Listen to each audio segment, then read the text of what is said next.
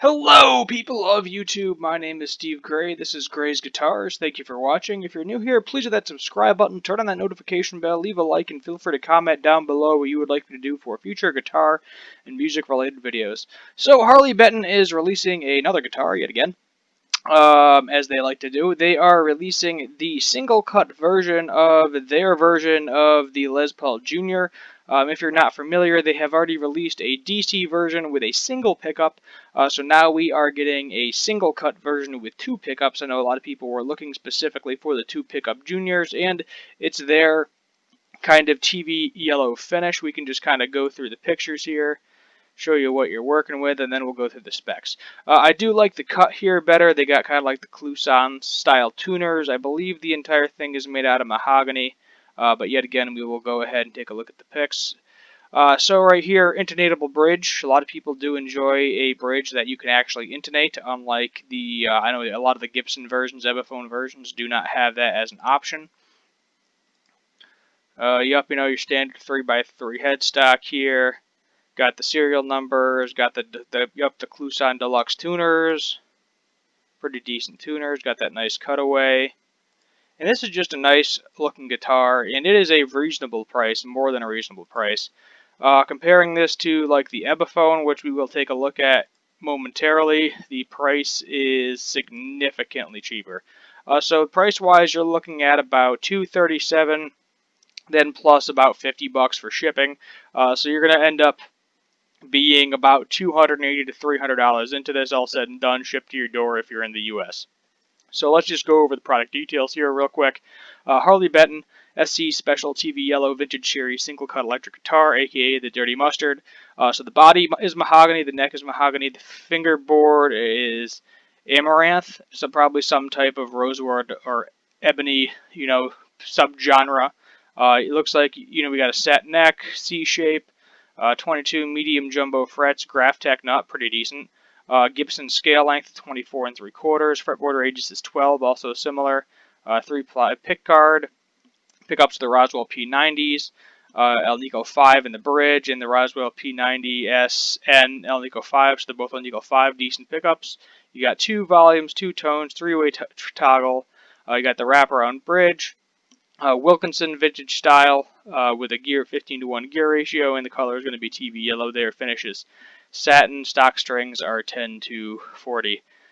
Got the 3-year warranty, the 30-day money back guarantee, all the standard Thomann stuff. So let's just take a look here, because got this off the guitar website. They're off by a couple of bucks, but whatever. So the two colors that you can get are either this white color or the more TV yellow color. It's not really a TV yellow. They call it a mustard, and it definitely looks more like a mustard color. It's not like that, if I go over to the Epiphone here, here's your, distinct TV yellow color. So let's just kind of do an A-B comparison between these two. Let's see if I can get my picture back up here to the original. Now, I think the main distinction is going to be, obviously, this is not a Gibson kind of line. Obviously, Epiphone is owned by Gibson, so if that's something that you don't particularly care for and you want to go for the Epiphone version for an extra $100, go for it. Also, the binding. There's not going to be binding on this, as opposed to there being binding on the Epiphone version. So let's do kind of an A-B, what I like, what I don't like. I like the color of the Epiphone version better. Probably going to like the pickups better here too. The binding on the neck is nice as well. Headstock, I like the headstock better on the Epiphone as well. Dot inlays either way, so that doesn't make really a difference. The neck joint, probably on. I played a few of the Harley Benton single cuts, and they're pretty decent. The neck cutaway, so I'll definitely give that one to the Harley Benton. This may be more. Let's see if this is more of a D-shaped neck. If we go into the specs, or a C-shaped neck. It just says mahogany neck shape, vintage 50s. So actually, this may be more of a C-shaped neck than that D-shaped neck. The material here is Indian laurel. Yet again, that is just kind of a type of rosewood. Also, Graphtec nut, wraparound turbo. You got the P90 Pro soap bar single coils, which sound very decent from what I've seen in the demos. The biggest downfall, comparison-wise, that I see is the bridge. So obviously, Harley Benton, for whatever reason, if I can get a bit close up here at the bridge, stepped it up with the intonatable bridge, as opposed to Epiphone kind of remaining true to the classic. And yes, it's semi-intonated, but at the same time, it's never going to be 100% perfect. You can use those two adjustable pieces there, little Allen wrench to kind of get it where it needs to be. But at the same time, it's never really going to be 100%. Where if you got the Harley Benton, it probably would be. So if you could get past the shape and the whole branding issue, I would honestly, in this particular instance, I would go for the Harley Benton. The binding's not really a big deal for me. The bridge is a big deal. The body shape is a little bit off, which I definitely prefer the Epiphone for the body shape, but you're saving $100 and you're getting a little bit more. Pickup wise, we can go ahead and take a look at a demo here. Keep in mind they only have the DC cuts with the single bridge pickup. You don't have both pickups as far as I know at this point in time, but you do with the single cut version here. So I am just going to show you a little bit of the SR guitar demo. That's this guy's channel. I'm sure he won't mind me using his demo and promoting his channel on my channel. So let's give this a listen to the clean tones, and then I think he has a dirty tone as well.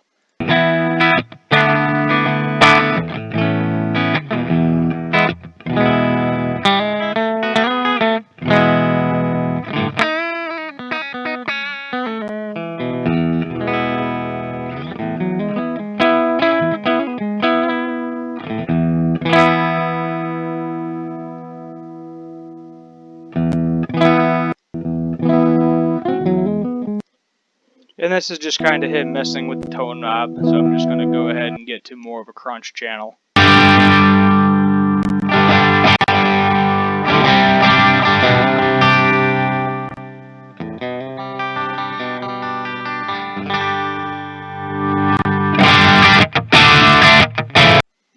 And let's get to your heavy gain as well.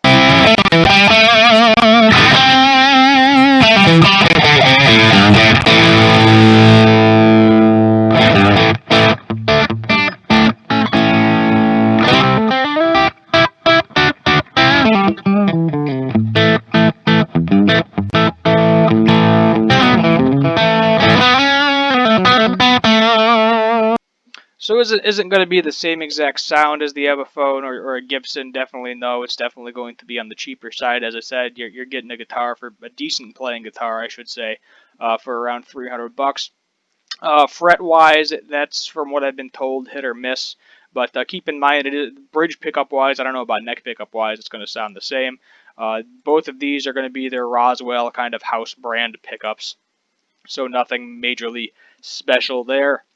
If you're looking to save a few bucks, the prices do fluctuate due to inflation every day, so maybe watch out for it throughout the day, see when the price is the lowest, so that way if you pick this guy up, you will be good to go and happy with that. But I mean, honestly, I don't know how they're doing this for the price compared to the Epiphone version, unless these things are made a lot cheaper than we thought, which is a possibility. Definitely a possibility. But Harley Benton's been around for a little while at this point in time, so the prices are starting to go up, as I said in a previous video. But I don't see how they're basically giving you almost more for less. So they skimped. I think that's where the price is kind of discrepant with it. Is they skipped off with doing the binding on the neck, which is time consuming and cost more money. And then they kind of gave that back to you though in the bridge, where they gave you the intonatable bridge. I can't tell because this one image here, I think it's a glare. I don't believe you get any type of like belly cut or anything along those lines. No, it's all flat on the back, very basic. Just kind of a slab of wood, set neck, a couple of P90s in there, or whatever they call them. They're Alnico 5, so they're going to sound pretty decent. You can always swap them out. You can spend the extra $100 you can spend on getting decent pickups as opposed to going after the Epiphone version. And then if you wanted to switch out pickups there, you'd have even more problems. But this is definitely something that if you like the TV yellow, you like the simple guitar, you like the slab of wood, the P90s, which I do. I don't have any P90s right now, but this is definitely something that's on my radar that may or may not get picked up sooner or later if I get some money in my pocket. That's why I'm giving you the demo from the other guy, because I don't physically have the guitar. That's why the video is called an overview. I know I get some little bit of crap for doing these, but I just like to talk about the guitar, give you my impressions of it, and let you know what's it's made out of, what's the specs, and what it is compared to another kind of more well-known brand that's on the market. Resale value, these are going to be bad. If you are looking for something that is going to retain value, go for the Epiphone. 9 out of 10. You're not going to be able to get your full money back, but you're probably going to be able to at least get $350 out of this if you bought this, didn't feel like returning it, and then sold it, as opposed to the Harley Benton, where it's a pain. You got to send it overseas, takes forever to get to you again. So that is something, you can't physically go out to many stores and actually find one of these to play it, because there's not a lot of places in the U.S. that can actually keep these stock unless someone brings one in used, which is kind of crappy, but is what it is. For the price, you can't really go wrong here. I would definitely recommend going after this as opposed to the Epiphone. Unless you found an Epiphone in a store, picked it up, played it, and thought it was the most amazing guitar ever, then go that way. But for $100, I don't see the point of buying the Epiphone over this. Let me know what you think in the comments down below. Thank you for watching. This is Gray's Guitars, and as always, have a good one.